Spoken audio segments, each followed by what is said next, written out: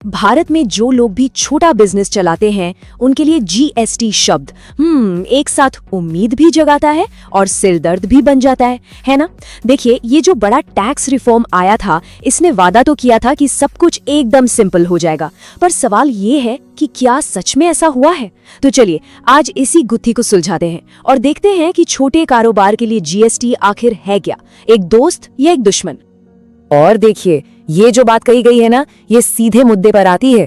GST के लिए register करना कोई छोटा मोटा फैसला नहीं है।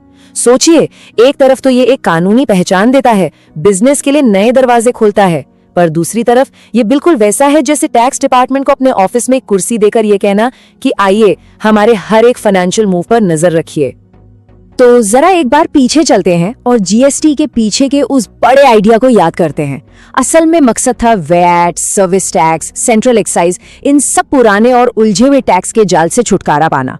लक्ष्य एकदम साफ था, एक सिंगल यूनिफाइड सिस्टम, वही मशहूर नारा वन नेशन वन टैक्स। लेकिन जैसा कि अक्सर बड़े वादों के साथ होता है, जमीनी हकीकत थोड़ी अलग, थोड़ी ज्यादा पेचीदा निकलती है। और ये बात छोटे कारोबारियों से बेहतर कौन समझ सकता है। उस सरलीकरण की एक कीमत चुकानी पड़ती है। तो अब जरा देखते हैं कि ये जो कंप्लायंस है, यानी नियमों का पालन करना, इसका असली बोझ कितना भारी है। और यहाँ जो सबसे दिलचस्प बात है वो ये है कि ये सब सिर्फ सुनी सुनाई बातें या अंदाजे नहीं है। बाकायदा एक स्टडी हुई है जिसने इन सारी परेशानियों को नंबरों में तब्दील कर दिया है। मतलब असल में कितना पैसा और कितनी मेहनत लगती है, इसका पूरा लेखा जोखा तैयार किया गया, जिससे हमें लागत की एक बिल्कुल साफ तस्वीर मिलती है। अब ये बार चार्ट जो दिखा रहा है वो थोड़ा चौंकाने वाला है। देखिए, प्रोफेशनल फीस पर औसतन 16,230 रुपए का खर्च आता है, लेकिन जो प्रशासनिक बोझ है, मतलब रिकॉर्ड रखना, रिटर्न फाइल करना, ये सारे काम, उसका खर्चा तो 21,890 तक पहुंच जाता है। कहने का मतलब है कि जीएसटी को मैनेज करने में जो किसी का अपना समय और मेहनत लगती है, उसकी कीमत किसी एक्सपर्ट को हायर करने से भी ज्यादा है। और ये नंबर 21,890, इस पे सच में ध्यान देने की जरूरत है। ये जीएसटी की वो छिपी हुई लागत है जो दिखती नहीं।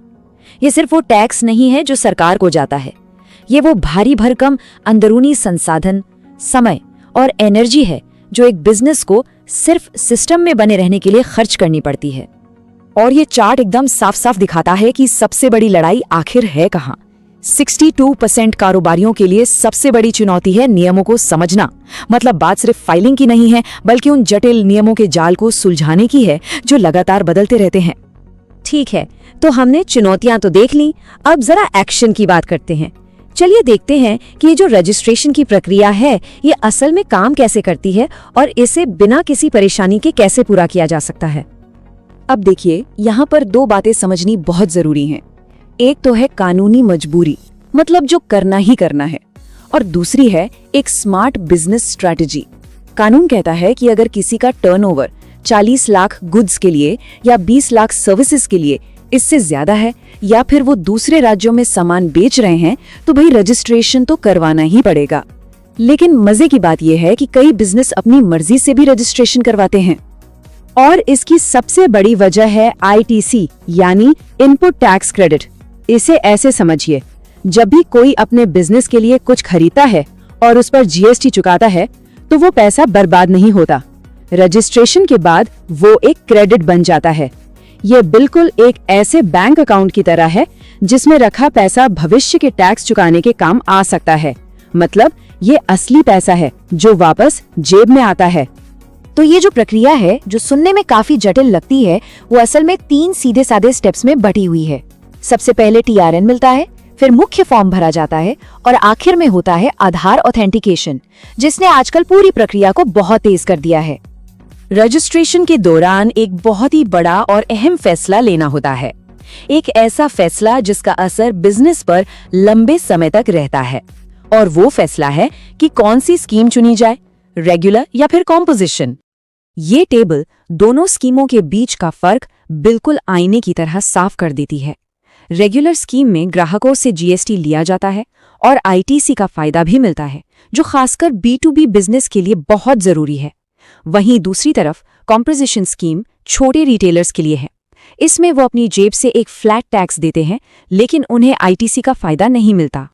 चलिए अब उस हिस्से पर आते हैं जो रजिस्ट्रेशन के बाद शुरू होता है, क्योंकि जीएसटी सर्टिफिकेट मिलना तो बस शुरुआत है। असली सफर और असली चुनौतियां तो उसके बाद ही शुरू होती हैं। और ये बात एकदम 100% सही है। जीएसटी सर्टिफिकेट मिल गया, इसका मतलब ये बिल्कुल नहीं कि काम खत्म हो गया। ये तो एक लगातार चलने वाली जिम्मेदारी की शुरुआत है बस। और ये हैं वो छिपे हुए काम जो अक्सर लोगों को बाद में पता चलते हैं। भले ही 1 महीने में 1 भी रुपए की बिक्री न हुई हो, फिर भी 0 रिटर्न तो फाइल करना ही होगा, वरना लेट फीस लगेगी। आईटीसी रिफंड में अगर देरी हो जाए तो वर्किंग कैपिटल अटक सकता है, और यहाँ तक कि अपनी दुकान के बोर्ड पर जीएसटी नंबर दिखाना भी एक कानूनी जरूरत है। यही वो छोटी छोटी चीजें हैं जो मिलकर एक बड़ी सिरदर्दी बन जाती हैं। तो इतनी सारी जटिलताओं को देखते हुए इनसे सही तरीके से निपटने के लिए आखिर क्या रणनीतिक विकल्प और समाधान मौजूद है? कोई तो रास्ता होगा। अच्छी खबर यह है कि सरकार भी इन मुश्किलों को समझ रही है। जैसे कि यहाँ दिखाया गया है, 2025 में छोटे टैक्स पेयर्स के लिए एक आसान योजना शुरू की गई। इससे पता चलता है कि सिस्टम धीरे धीरे बदल रहा है और चीजों को आसान बनाने की कोशिशें हो रही हैं। और अब आता है सबसे बड़ा सवाल, क्या ये सब खुद किया जा सकता है या फिर एक सीए की जरूरत पड़ती ही है? ये वो सवाल है जिसका सामना हर छोटे बिजनेस ओनर को कभी न कभी करना ही पड़ता है। और अंत में सबसे काम की बात शायद यही है। देखिए, ये सब खुद करना मुमकिन तो है, लेकिन एक छोटी सी गलती भी बहुत भारी जुर्माने का कारण बन सकती है।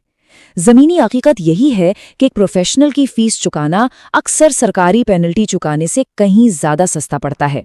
तो सवाल ये नहीं है कि क्या कोई इसे मैनेज कर सकता है, असली सवाल ये है कि क्या कोई गलती करने का जोखिम उठा सकता है।